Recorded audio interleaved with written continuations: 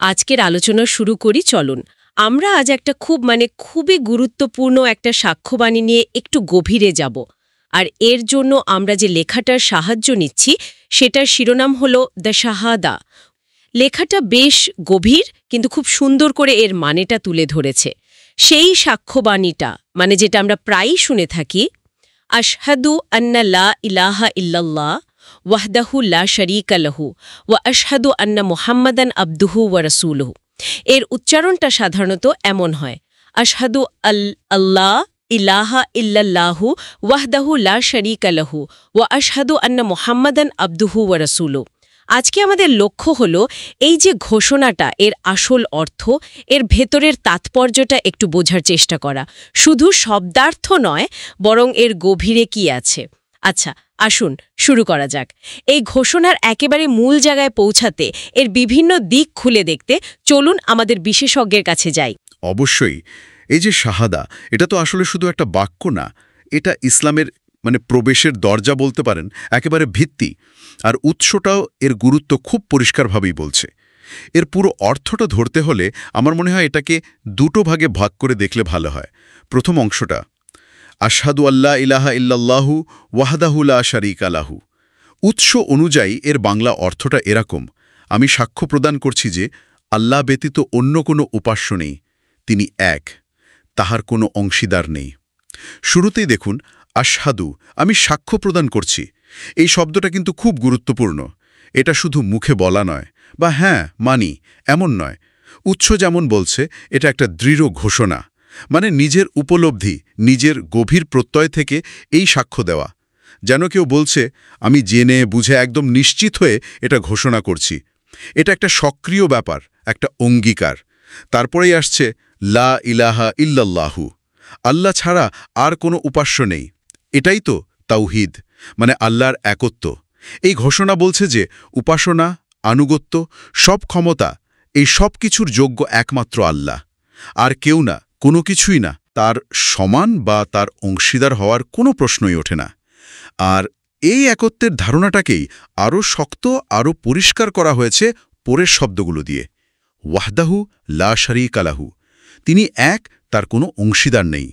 ওয়াহদাহু শুধু এক নয়, বরং তিনি অদ্বিতীয়, আলাদা, স্বয়ংসম্পূর্ণ। আর লা শারীকা লাহু, এটা তো সরাসরি শিরক, অংশীদার করার সব ধারণাকে বাতিল করে দিচ্ছে। আল্লাহর সত্তায়, গুণে বা অধিকারে অন্য কাউকে অংশীদার ভাবা, এই অংশটা সেই সম্ভাবনাকে একদম নাচ করে দেয়। একেবারে নিরঙ্কুশ একেশ্বরবাদ। এখানে বিষয়টা কিন্তু সত্যি খুব পাওয়ারফুল মনে হচ্ছে। এই প্রথম অংশটা শুধু একজন স্রষ্টার কথা বলছে না, বরং খুব জোর দিয়ে বলছে তিনিই একমাত্র উপাস্য, একদম নিরঙ্কুশভাবে এক, আর তার কোনো অংশীদার নেই। আচ্ছা, এই যে সাক্ষ্য দেওয়ার কথা বলছেন, এটা কি শুধু বিশ্বাস করি বলার চেয়ে বেশি কিছু? এই ফারাকটা কেন সাক্ষ্য? এটা খুব ভালো একটা পয়েন্ট তুলেছেন। উৎস অনুযায়ী সাক্ষ্য বা আশহাদু শব্দটা এখানে একটা গভীর প্রতিশ্রুতি আর উপলব্ধির দিকে ইঙ্গিত করে। দেখুন, বিশ্বাস তো মনের ভেতরে থাকতে পারে, তাই না? কিন্তু সাক্ষ্য, সেটা সাধারণত জ্ঞান, অভিজ্ঞতা বা একদম নিশ্চিত প্রমাণের ভিত্তিতে দেয়া হয়। আচ্ছা, তো আশহাদু ব্যবহার করে ঘোষণাকারী যেন বলছেন, আমার পুরো সত্তা, আমার জ্ঞান, আমার উপলব্ধি সবকিছু এর সত্যতার পক্ষে সাক্ষ্য দিচ্ছে। এটা বিষয়টাকে অনেক বেশি জোরালো করে তোলে আর একটা ব্যক্তিগত দায়বদ্ধতাও তৈরি করে। বুঝলাম। আর এই প্রথম অংশের তাৎপর্যটা কিন্তু শুধু ধর্মতত্ত্বের মধ্যে সীমাবদ্ধ নয়, এটা একটা পুরো বিশ্বদৃষ্টি তৈরি করে। আল্লাহর একত্বের এই ঘোষণাটাই ইসলামী জীবন ব্যবস্থার একেবারে মূল ভিত্তি। জীবনের সব দিক, নৈতিকতা, আইন, সমাজ, উপাসনা, সবকিছুর পথ নির্দেশ কিন্তু এখান থেকেই আসে। তাই এর গুরুত্ব অসম্ভব অপরিসীম। এটাই কেন্দ্র। এবার তাহলে আমরা শাহাদার দ্বিতীয় অংশে যাই। হ্যাঁ, অবশ্যই। দ্বিতীয় অংশটা হল ওয়া আশহাদু আন্না মুহাম্মাদান আবদুহু ওয়া রাসূলুহু। এর অর্থ দাঁড়ায়, এবং আমি আরও সাক্ষ্য প্রদান করছি যে নিশ্চয় হজরত মুহাম্মদ সাল্লাল্লাহু আলাইহি সাল্লাম আল্লাহর প্রেরিত বান্দা ও রাসূল। এখানেও খেয়াল করুন, ওয়া আশহাদু এবং আমি আরও সাক্ষ্য প্রদান করছি, এটাও কিন্তু প্রথম সাক্ষ্যের মতোই গভীর প্রত্যয় আর অঙ্গীকারের বিষয়। এটা শুধু ইতিহাসে একজন মানুষ ছিলেন এটা মেনে নেওয়া নয়, বরং হজরত মুহাম্মদ সাল্লাল্লাহু আলাইহি সাল্লামের যে ভূমিকা সেটাকে সত্য বলে সাক্ষ্য দেয়া। আচ্ছা, এই অংশে তার দুটো খুব গুরুত্বপূর্ণ পরিচয় তুলে ধরা হয়েছে। প্রথমটা মুহাম্মাদান আবদুহু, মুহাম্মদ তার বান্দা। এটা খুব অর্থবহ। তাকে সর্বোচ্চ সম্মান দেয়া হচ্ছে ঠিকই, কিন্তু এই অংশটা পরিষ্কার করে দিচ্ছে যে তিনি স্রষ্টা নন, তিনি সৃষ্টি, তিনি আল্লাহর একজন অনুগত দাস, মানে বান্দা। উৎস যেমন ইঙ্গিত দিচ্ছে এটা তার মানবিক দিকটাকেই তুলে ধরে, আর আল্লাহর প্রতি তার যে চূড়ান্ত বিনয়, তার নির্ভরতা, সেটাকেও। এর ফলে তাকে অতিমানব বা প্রায় ঐশ্বরিক কেউ ভাবার সুযোগ থাকে না। ঠিক। আর দ্বিতীয় পরিচয়টা হল ওয়া রাসূলুহ, এবং তার রাসূল। এটা তার নবুয়াত, মানে তিনি যে আল্লাহর পক্ষ থেকে প্রেরিত পুরুষ, সেই দায়িত্বটাকে নিশ্চিত করে। অর্থাৎ তিনি আল্লাহর কাছ থেকে বার্তা বা ওহী পেয়েছেন এবং সেই বার্তা মানুষের কাছে পৌঁছে দেওয়ার দায়িত্ব পালন করেছেন। তিনি হলেন আল্লাহর পথ নির্দেশনার বাহক আর মানুষের জন্য অনুসরণীয় আদর্শ। তো এই দুটো পরিচয়, আবদুহ তার বান্দা আর রাসূলুহ তার রাসূল, একসাথে হজরত মুহাম্মদ সাল্লাল্লাহু আলাইহি সাল্লামের একদম সঠিক অবস্থানটা তুলে ধরে। তিনি মানুষ, কিন্তু আল্লাহর নির্বাচিত বার্তাবাহক। বেশ, তাহলে এই দুটো অংশকে যদি একসাথে দেখি, প্রথম অংশে আল্লাহর নিরঙ্কুশ একত্বের সাক্ষ্য দেয়া হলো, আর দ্বিতীয় অংশে তার রাসূলের সাক্ষ্য। অনেকের মনে হতে পারে প্রথম সাক্ষ্যটাই কি যথেষ্ট ছিল না? মানে তাওহীদ মেনে নিলেই তো হয়, কেন এই দ্বিতীয় সাক্ষ্যটা এর সাথে এমনভাবে জুড়ে দেয়া হলো? এই কাঠামোর বিশেষত্বটা কি? এটা একটা খুবই মৌলিক প্রশ্ন তুলেছেন, আর এখানেই শাহাদার যে গঠন, তার সৌন্দর্য বা বলতে পারেন কার্যকারিতা, সেটা বোঝা যায়। যদি আমরা পুরো ছবিটা দেখি তাহলে দেখব এই দুটো অংশ আসলে একে অপরের পরিপূরক, মানে একটা ছাড়া অন্যটা অসম্পূর্ণ। কিভাবে? দেখুন, প্রথম অংশটা মানে তাওহীদ আমাদের জানাচ্ছে যে উপাসনা আর আনুগত্যের কেন্দ্রবিন্দু কে? এক আল্লাহ। কিন্তু প্রশ্ন হল, সেই আল্লাহর ইচ্ছাটা কি? তার নির্দেশনা আমরা জানব কি করে? এখানেই দ্বিতীয় অংশের গুরুত্ব। ও আচ্ছা। দ্বিতীয় অংশ মানে রিসালাত সেই মাধ্যম বা পদ্ধতির সাক্ষ্য দেয় যার মাধ্যমে আল্লাহর বাণী মানুষের কাছে পৌঁছেছে, অর্থাৎ হজরত মুহাম্মদ সাল্লাল্লাহু আলাইহি সাল্লাম এর নবুয়ত। সহজ করে বললে, প্রথম অংশ বলছে কাকে মানতে হবে, আর দ্বিতীয় অংশ বলছে কিভাবে মানতে হবে বা তার নির্দেশনাটা কোথায় পাওয়া যাবে। তার মানে একটা হলো উৎস আর একটা হলো সেই উৎসের পথ।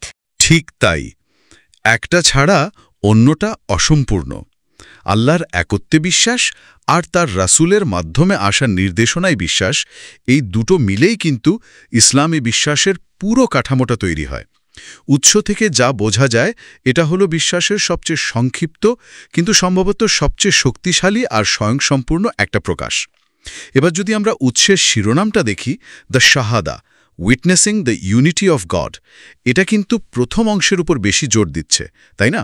মানে আল্লাহর একত্বের সাক্ষ্য। হ্যাঁ, তাই তো। এটা ঠিকই, কারণ তাওহীদই তো ইসলামের মূল ভিত্তি। তবে শাহাদার যে পূর্ণাঙ্গ রূপ, সেটা কিন্তু শুধু একত্বের সাক্ষ্য নয়, তার সাথে সাথেই এই জ্ঞান যিনি আমাদের কাছে পৌঁছে দিলেন, সেই রাসূলের সাক্ষ্য এর অবিচ্ছেদ্য অংশ। যদিও রাসূলের প্রতি সাক্ষ্য দেওয়াটাও কিন্তু একরকমভাবে আল্লাহর একত্বের সাক্ষ্যকেই আরও নিশ্চিত আর শক্তিশালী করে, কারণ রাসূলের মূল কাজই ছিল মানুষকে এক আল্লাহর দিকে ডাকা। তাই শিরোনামটা শাহাদার কেন্দ্রীয় ভাবটাকেই ধরেছে, যদিও পুরো শাহাদা আরও কিছুটা বিস্তৃত। তাহলে ব্যাপারটা দাঁড়াচ্ছে, শাহাদা আসলে দুটো মৌলিক স্তম্ভের ওপর দাঁড়িয়ে। এক, আল্লাহর চরম একত্ব আর সার্বভৌমত্বের ঘোষণা, যেখানে কোনো অংশীদারিত্বের ধারণাই নেই। আর দুই, সেই আল্লাহর বার্তা যিনি মানুষের কাছে পৌঁছে দিয়েছেন, সেই হজরত মুহাম্মদ সাল্লাল্লাহু আলাইহি ওয়াসাল্লামের ভূমিকা। একই সাথে তার মানব পরিচয়, মানে তিনি যে বান্দা, সেটাও যেমন সত্যি, আবার তার যে ঐশী দায়িত্ব, মানে তিনি রাসূল, সেটারও স্বীকৃতি। এই দুটো সাক্ষ্য একসাথেই লাগে। একদম একদম তাই। আর এই সংযোগটা থেকেই কিন্তু একটা গভীর চিন্তার জায়গা তৈরি হয়, যা উৎসের আলোচনাতেও উঠে এসেছে।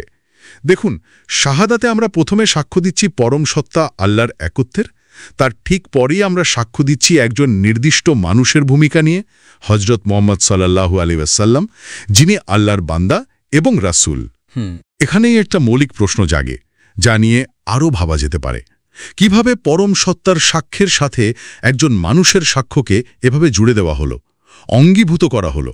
এই দুটো সাক্ষ্যের যে অবিচ্ছেদ্য সম্পর্ক, এটা ইসলামী বিশ্বাসের জন্য কতটা জরুরি? এটা কি শুধু পথপ্রদর্শককে চিনে নেওয়া, নাকি এর চেয়েও গভীর কিছু? কিভাবে এই দ্বিতীয় সাক্ষ্যটা প্রথম সাক্ষ্য অর্থাৎ আল্লাহর একত্বের ধারণাকে আরও স্পষ্ট, আরও কার্যকর করে তোলে? আমার মনে হয় এই সংযোগের প্রকৃতি নিয়ে চিন্তা করাটা শাহাদার তাৎপর্য বুঝতে নতুন একটা মাত্রা যোগ করতে পারে। সত্যি এটা একটা ভাবনার বিষয়। কিভাবে অসীম সত্তার ধারণা আর সেই ধারণা যিনি বহন করে আনলেন সেই নির্দিষ্ট মানুষের ভূমিকার সাক্ষ্য, এই দুটো বিষয় মিলেমিশে বিশ্বাসের একেবারে কেন্দ্রে জায়গা করে নিল। এই গভীর আলোচনার জন্য আপনাকে অনেক ধন্যবাদ। আশা করি এই বিশ্লেষণটা আমাদের শ্রোতাদের শাহাদার অর্থ এবং এর ভেতরের তাৎপর্যটা আরও ভালোভাবে বুঝতে সাহায্য করেছে।